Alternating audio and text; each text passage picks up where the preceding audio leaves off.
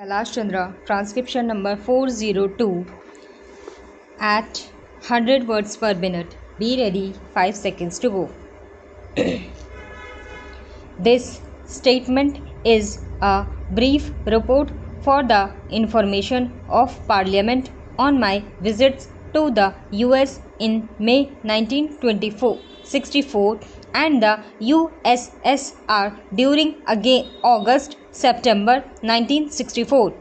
The object of my visit to the US was to secure material and financial assistance for the implementation of India's 5-year defense plan covering the period April 1964 to March 1969, to which I had made a reference during the debate on the demands for grants of the Defense Ministry in March 1964.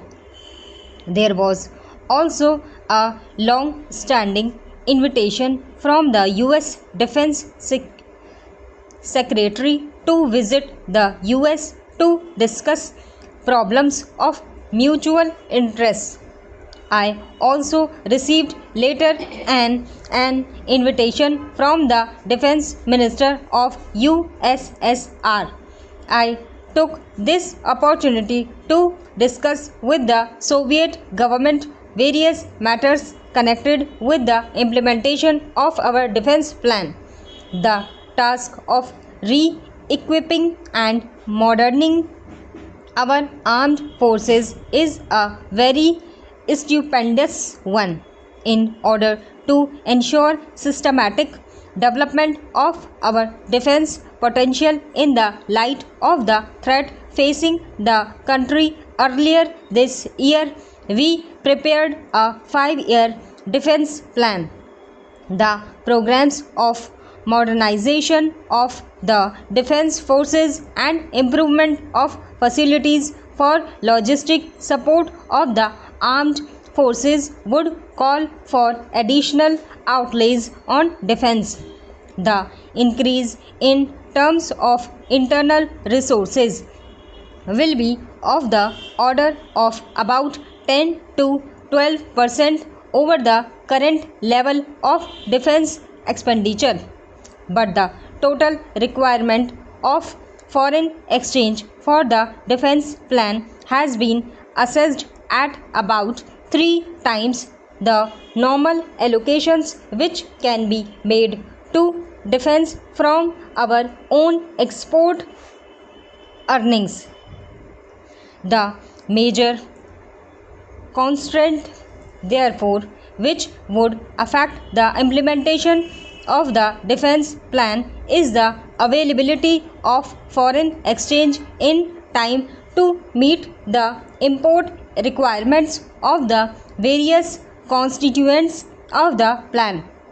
As the economic development plans also require heavy investments of foreign exchange in order to ensure that the progress of India's economic development is not affected.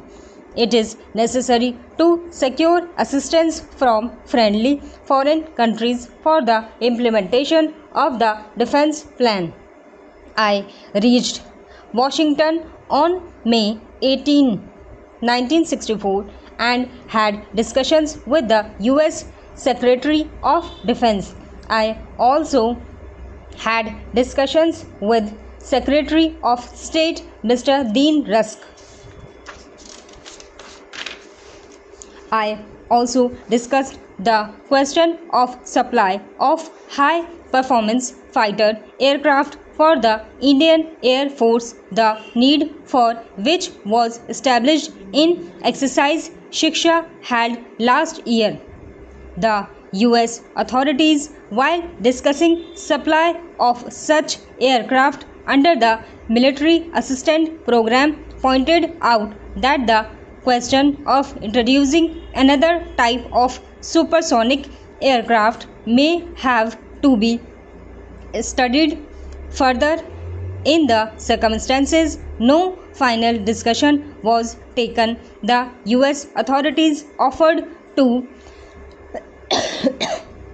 send a team of experts to determine whether they could be of assistance in further development of this aircraft and in its production. The team has since visited India and has submitted a report which is under examination. On the question of supply of naval vessels for replacing the overage ships in our fleet, it was agreed that our requirements in this field should first be discussed with the British government. Apart from the grant assistance and credit assistance which the US government have agreed to provide during the fiscal year 1965 and which they are willing to consider for the subsequent years. I attach considerable importance to the fact that the need for strengthening the defense production base in India has been fully recognized by the US authorities, and a substantial portion of the credits already offered will be utilized for modernization of the Indian ordnance factories. During my stay, I visited a number of defense installations and training establishments in the US. On hearing of the sudden passing away of Mr. Jawaharlal Nehru, I cut short my visit in the US and returned to India on May 28, 1964. A meeting with President Johnson scheduled for May 28, 1964 could not take place. As honorable members are aware, we had concluded an agreement in 1962 with the Soviet Union for establishing production of MiG-21 fighter aircraft. While we have proceeded with civil works and preparation of project reports, it was found that there were several important fields not covered by the original agreement, in which without additional Soviet assistance it would not be possible to establish early production of the aircraft. It was also our intention to explore possibilities of securing assistance in respect of certain other equipments included in the plan. I reached Moscow on August 28, 1964.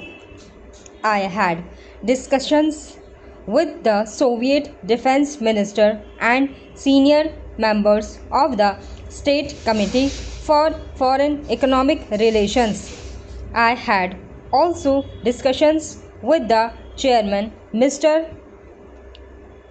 Khrushchev.